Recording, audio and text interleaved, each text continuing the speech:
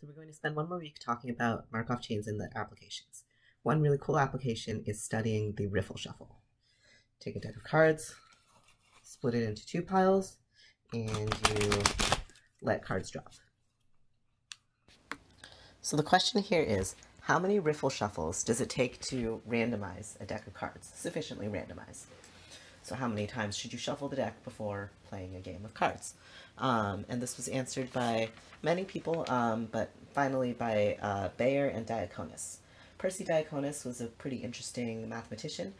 He's a professional magician before he was a mathematician, so his work is on kind of fun and interesting problems.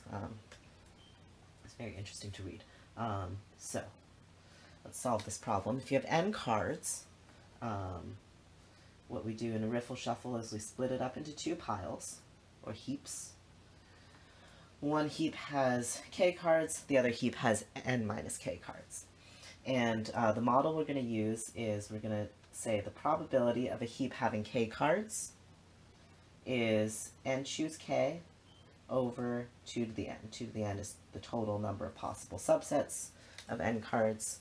N choose k is the number of possible subsets that are size k. So we get a binomial distribution here. And then we say the probability of dropping the next card from one heap is proportional to the number of cards in that heap. What does that mean? Well, for example, if you have 5 cards total, one heap of 3, one heap of 2, then you've got a 3/5 chance of dropping a card from the larger heap and a 2/5 chance of dropping a card from the smaller heap, proportional to the size of the heap. And now if you've dropped a card from the larger heap, you have 2 cards and 2 cards, so now you have a half chance of dropping from each. If you happen to drop one from the smaller heap, now you have 3 cards and 1 card. The pile is now much bigger than the other one, so we are much more likely to drop a card from it, 3/4 and 1/4, and so on. So you can calculate all these probabilities.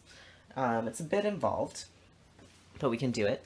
And we can calculate the probability of going from any ordering of cards to any other ordering of cards. Now the problem with this is there's 52 factorial possible orderings in a 52 card deck. That's a very large number. You would have a 52 factorial by 52 factorial size transition matrix that is too large for any computer. So we're going to make a compromise. We're going to forget some information. And we're just going to keep track of the number of rising sequences in each ordering. What does that mean? Okay, we're not going to do 52 cards, we'll just do 6 cards, and we'll number them 1 through 6, so we don't care about suits or face cards or anything. We'll just number them 1 through 6. So here's one possible ordering of our 6 cards numbered 1 through 6. And let's point out the rising sequences. So a rising sequence is a sequence of consecutive numbers appearing in order, but you can skip numbers. So for example, we start at 1, we're going to look right until we see 2, look right till we see 3, and then we're done. So there's one rising sequence, sequence of consecutive numbers. We haven't used 4 yet, so we'll start 4, look right until we see 5, it has to be consecutive, and then there's nothing bigger after 5, so we're done. And then we haven't used 6 yet, so 6 is its own rising sequence. So this permutation of the numbers 1 through 6 has 3 rising sequences. What this does, if you forget the order and only keep track of the rising sequence, so we'll forget this and we'll just say 3. Now we go from 52 factorial possible orderings to only 52 orderings. In general, from n factorial states in our Markov chain to just n states. And that's much, much better. An n by n matrix is much more tractable. So now we have these interesting numbers. We care about now the number of permutations of 1 through n with exactly k rising sequences. Luckily, this is a very well-studied set of numbers. It's denoted A, N, K, and it's called the Eulerian numbers. To learn all about Eulerian numbers, There's this website, which is very fun, at least for me, to look at. It's the Online Encyclopedia for Integer Sequences, oeis.org. So you can look up Eulerian numbers on there. You can also look up any sequence probably that you can think of. And if you look up one that they don't have, that you know something about, you can submit an entry to them and increase the number of sequences on there. Very fun. One cool thing that is known about Eulerian numbers is this recursive formula. So ank is equal to k times an minus 1k plus n minus k plus 1 a n minus 1 k minus 1.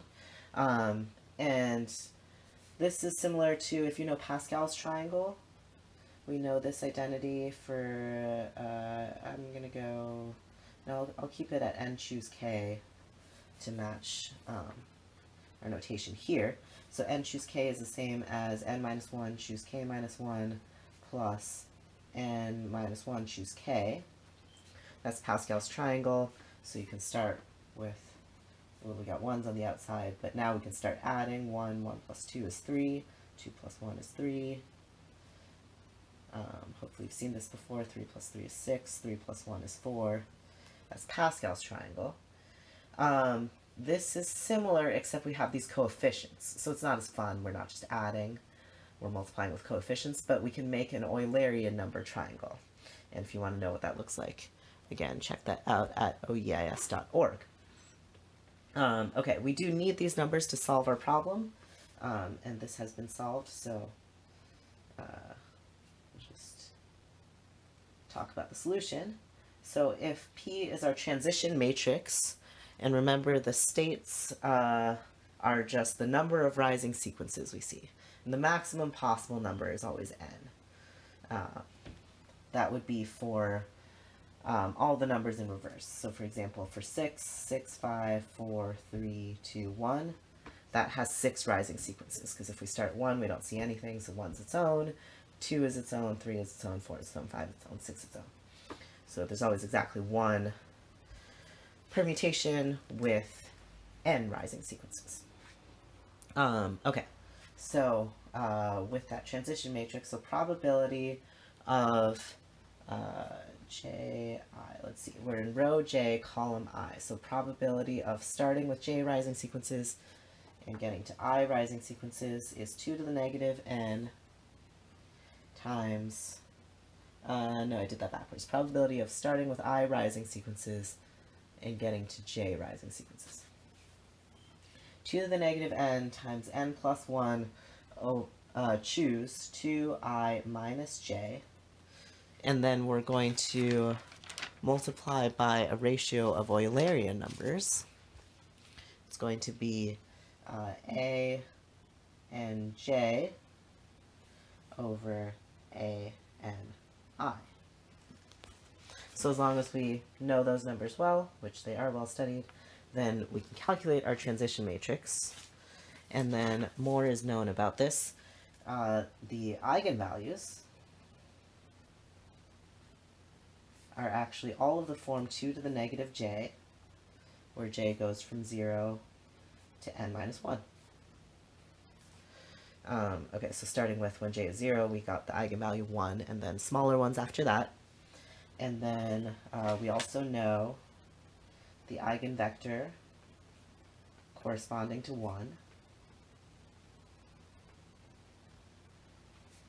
which basically is going to be our steady state vector in almost all cases. V is, we got a factor of 1 over n factorial, and then these are all the Eulerian numbers, a n 1, a n 2, all the way up to a n n.